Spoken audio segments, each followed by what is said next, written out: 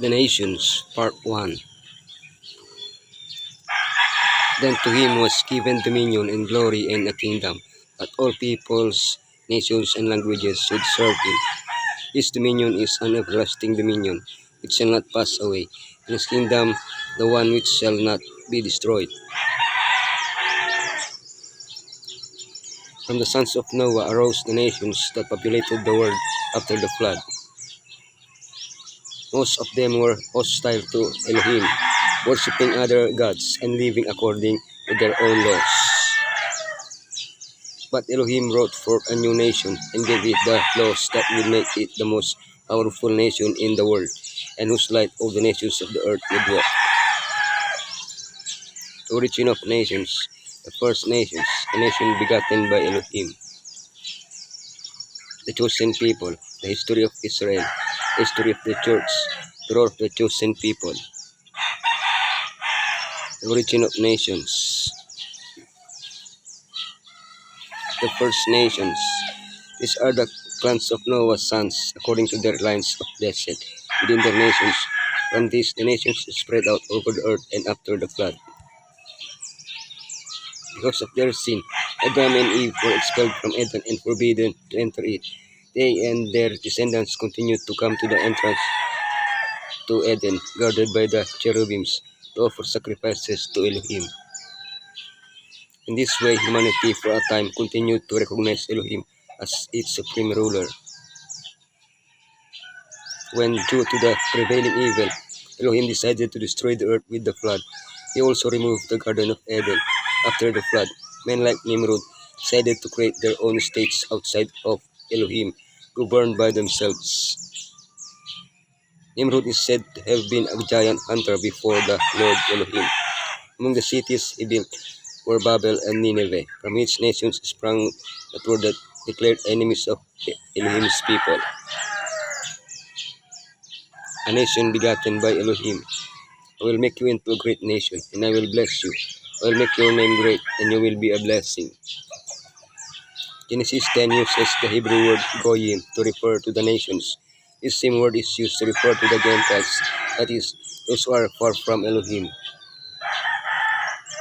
In order to recover those nations, Elohim decided to bring forth a new nation, Israel, through the descendants of Abraham.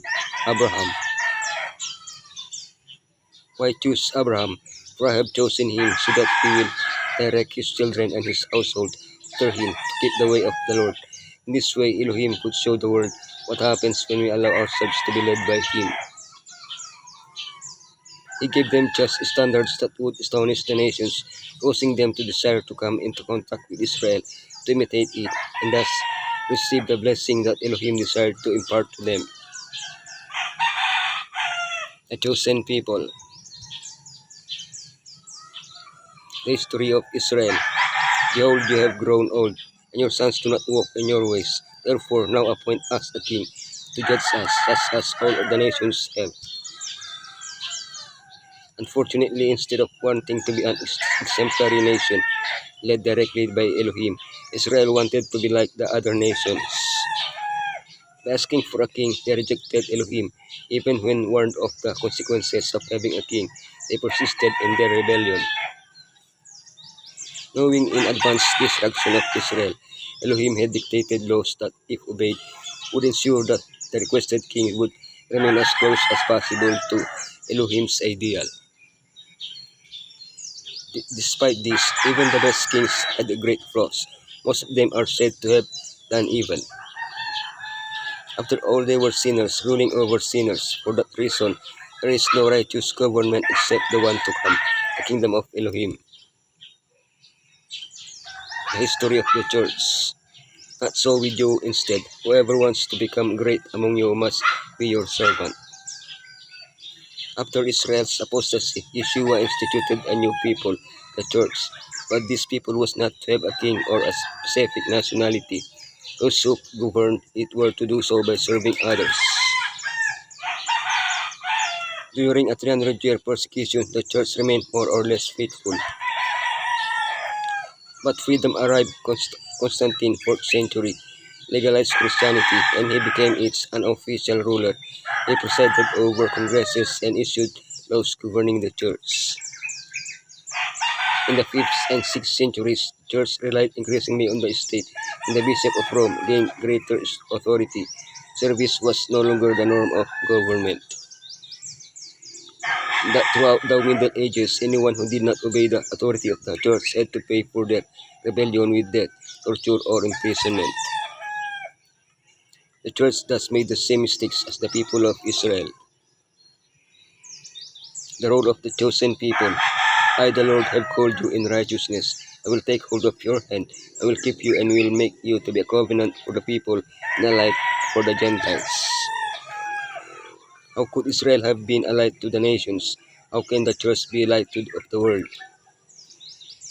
Through his obedience, showing the solution to sin, announcing the second coming of Yeshua. The historical reality of the people of Elohim has been that of a people who have failed to accomplish the work that Elohim had designated for them. Still, the world has been blessed through Israel and the church with the blessed message of salvation. We are living in the final stretch of history, the last opportunity to fulfill our purpose of being the light of the world, of proclaiming Elohim's salvation. Oh, what a powerful good a converted man, transformed daily, can exert to bring blessing and gladness to the world. When the church is imbued with the spirit of obedience and love, the members will exert in the world a saving influence, and God will withhold from them nothing that will crown that influence with success and victory. Men and women are His agencies for the salvation of souls. Those who are filled with an earnest desire to draw sinners to Messiah have the sympathy and cooperation of the heavenly universe.